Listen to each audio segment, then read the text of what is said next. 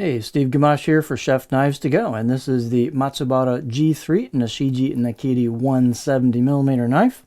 So this knife is all stainless. It has a stainless core and soft stainless cladding with what's known as a Nashiji or pear skin mottled finish on it. These have a pretty handcrafted character to them. You can see the Nashiji finish is got some hammer marks in it. Every knife's definitely going to be unique. So you're going to have a lot of handcrafted character to these knives. Let's take a look at the specs on this. Keep in mind, weight and dimensions can vary a little bit from knife to knife. So the steel is known as Ginsan or G3 or Silver 3 stainless. It's a fine grain conventional stainless steel that makes excellent kitchen cutlery. And it's easy to sharpen. It holds a razor sharp edge. The cladding is also soft stainless cladding with that Nashiji pear skin finish. And you can see the grind down towards the edge here. Here's your core steel peeking out. There's your edge bevel right there. So it's all stainless blade for easy maintenance.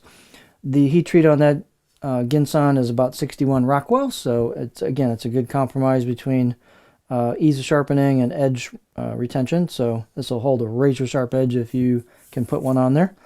Weight on this is 182 grams or 6.4 ounces. Edge length, the usable edge from the back of the heel to where that curve kind of starts is about 165 millimeters or 6.5 inches. The overall length on the blade is about 313 millimeters or 12.3 inches. And then the spine, these are fairly thick coming out of the spine, but they thin out pretty quick.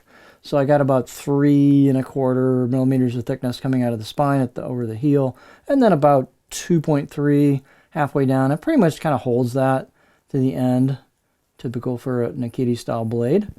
The height is 55.2, so it's got some pretty generous height to it. If you'll notice, the heel also sweeps back a little bit, so it's got that back sweep style.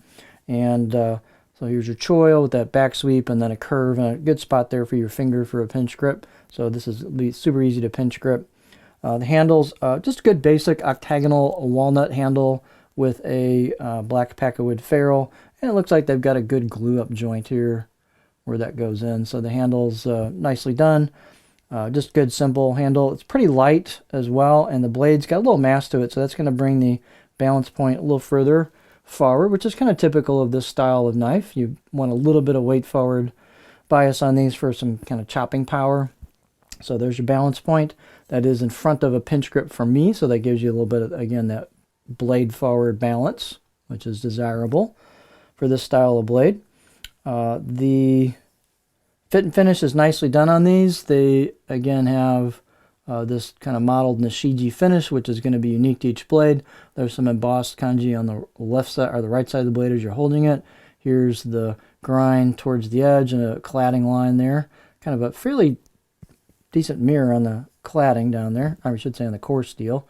The left side of the blade has hand-engraved kanji on it. Very nice to see. And you can put your finger and run across there and feel that raised edges on the hand-engraved kanji. And then here's you can see some hammer marks there. So this is, every knife's going to be slightly unique and really cool. So this is, fit and finish is nicely done. They've polished and rounded off the spine. That's smooth. They've taken some time to clean up and polish and round off the choil. Out of the box edge, I'd say about a 6 out of 10 on these. They're, decent edges out of the box. This steel will get really sharp if you do your part. Fairly stiff blade, as you might expect. Grinds are clean, nice straight, so good quality construction on these. And let's take a look at the cutting board edge profile.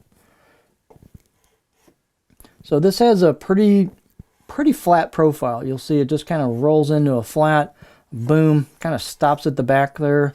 And so it's just pretty flat all the way along this, probably front 2/3 of the blade, back 2/3 of the blade. Cool thing about a curved tip on a Nakiri is you can rock it. No matter how flat the back part is, you can just rock it if you want to and bring it up there in that curve and just do it. So this will rock pretty well, but it's really kind of more oriented towards chopping, and it should do very well with that. So just a good solidly crafted blade out of easy to care for stainless materials, cool looks, hand craftsmanship exuding from it. So this is the Matsubara G3 Nashiji Nakiri 170mm knife from Chef Knives to Go.